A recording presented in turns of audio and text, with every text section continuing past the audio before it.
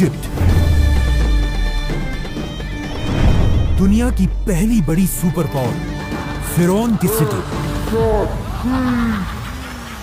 इसी इजिप्ट के बारे में आप सल्लल्लाहु अलैहि वसल्लम ने अपनी वफात से पहले क्लियरली बता दिया था कि तुम मुसलमान जरूर एक दिन इजिप्ट को फतह करोगे, लेकिन याद रखना जब तुम इजिप्ट को फतह करो तो वहां के आम लोगों के साथ नेकी से पेश आना, क्योंकि वो तुम्हारे रिश्तेदार हैं।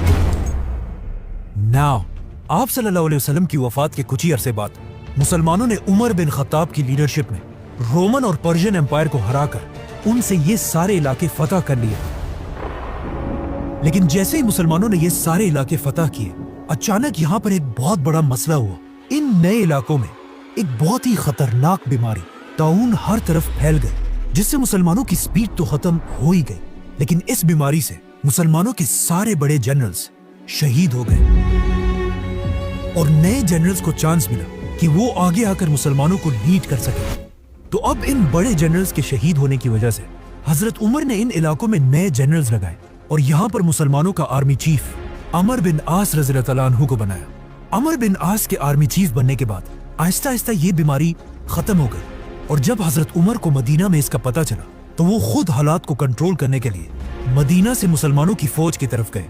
लेकिन ऑफ कोर्स जाने से पहले उन्होंने मदीना और पूरे अरब का कंट्रोल हजरत अली रज़ियल्लाहु अन्हु के हवाले किया। मतलब ऑफ कोर्स अगर हजरत उमर को इस सफर में कुछ हो जाता तो ऑटोमेटिकली हजरत अली रज़ियल्लाहु अन्हु इस पूरी एम्पायर के नए खलीफा बन जाते। जैसे ही हजरत उमर सीरिया पहुंचे, वहां उनकी मुलाकात नए आर्मी चीफ अमर बिन आस से हुई और उन्होंने खलीफा उमर के सामने एक नया जबरदस्त प्लान रखा कि अब हमें रुकने के बजाय एक नई दुनिया की तरफ जाना चाहिए, इजिप्ट। और वेट, इजिप्ट ही क्यों?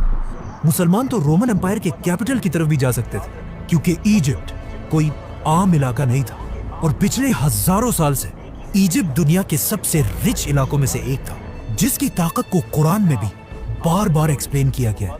लेकिन आखिर इजिप्ट इतना पावरफुल बना कैसे?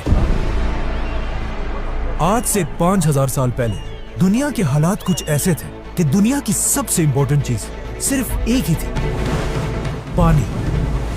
और जिसके पास दुनिया में सबसे ज्यादा पानी होता था वही पूरी दुनिया पर राज करता था। एंड ऑफ कोर्स उस जमाने से लेकर आज तक दुनिया की सबसे बड़ी रिवर इजिप्ट में ही थी, नाइल रिवर। और आहिस्ता आहिस्ता इसी दरिया के पानी की ताकत की वजह से पूरी दुनिया से लोग इजिप्ट में आकर आबाद होने लगे, जिसकी वजह से इजिप्ट दुनिया का सबसे ताकतवर इलाका बना।